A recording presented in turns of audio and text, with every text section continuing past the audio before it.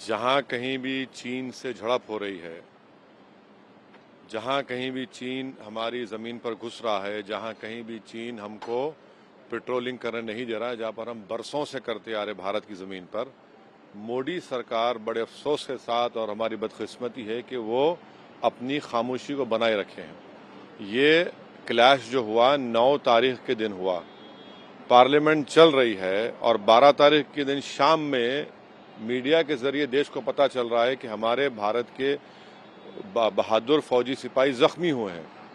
जब पार्लियामेंट चल रहा है तो सरकार पूरे देश को क्यों नहीं बता रही है, क्यों उनको डाक में रख रही है, और ये कैसे क्लैश हुआ है, कितने राउंड फायरिंग हुई, कितने हमारे सिपाही जख्मी हैं, और कैसे चीन हमारी ज़मीन पर घुसकर हमारे सिपाहियों पर हमला करता है।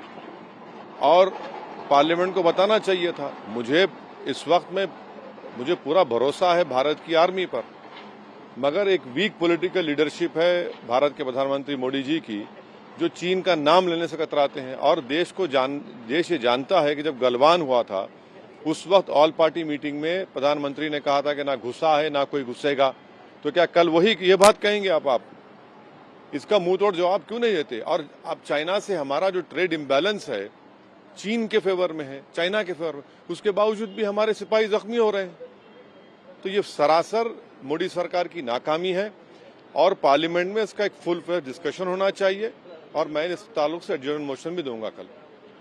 कांग्रेस भी इस मामले पे मुखर नजर आ रही है। जयराम ने इसका भी ट्वीट है कि तकरीबन 2 सालों से मैं बीजेपी को सचेत कर रहा हूं, लेकिन वो हमारी बात मानने को तैयार नहीं। मैं कांग्रेस के ताल्लुक से नहीं कह सकता हूं। मैं अपने स्टेटमेंट्स के जरिए सोशल मीडिया पर और अपनी स्पीचेस के जरिए बार बार भारत सरकार को और खासतौर से प्रधानमंत्री से अपील कर रहा हूं कि हमारी फौज बहादुर है।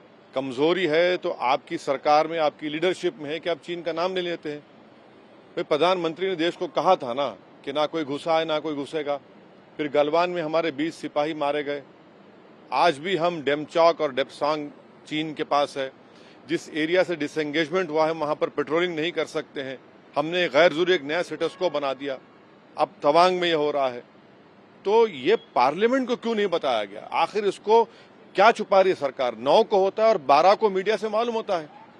क्यों हुआ ये हादसा, कितने राउंड फायरिंग हुई, हमारे सिपाहियों की हालत कैसी है, हमारे फौजी कैसे हैं, और सरकार क्या करेगी? इसका जवाब देगी नहीं देगी? क्या सर्जिकल स्ट्राइक होगा नहीं होगा? इन बातों का जवाब हम सरकार से जानना चाहते हैं और इसलिए हम कल पार्लियामेंट में एडजर्नमेंट मोशन देंगे। हम उम्मीद करते हैं कि सरकार एक डिस्कशन अलाउ करेगी, भागेगी नहीं इन मसलों से। ये देश के हित में है, ये देश की जमीन का मामला है, ये कोई पॉलिटिकल इशू नहीं है, बल्कि सरकार को जवाब देना पड़ेगा इन चीजों पर। सर, एक तरफ तो चीनी सैनिक हमारे सैनिकों पे हमला करते हैं, दूसरी तरफ मोदी जाके इंडोनेशिया में उनसे मीटिंग करते हैं G20 में, इसको कैसे देखते हैं? बड़े अफसोस की बात है कि हमारे फॉरेन मिनिस्टर ने कहा था कि ताल्लुकात पुराने उस वक्त तक बहाल नहीं होंगे जब तक बॉर्डर पर जो हालात हैं वो ख़त्म नहीं होंगे। मगर हम ये देखते हैं कि हमारे देश का प्रधानमंत्री उठकर जाकर चीन के प्रीमियर से मिलते हैं।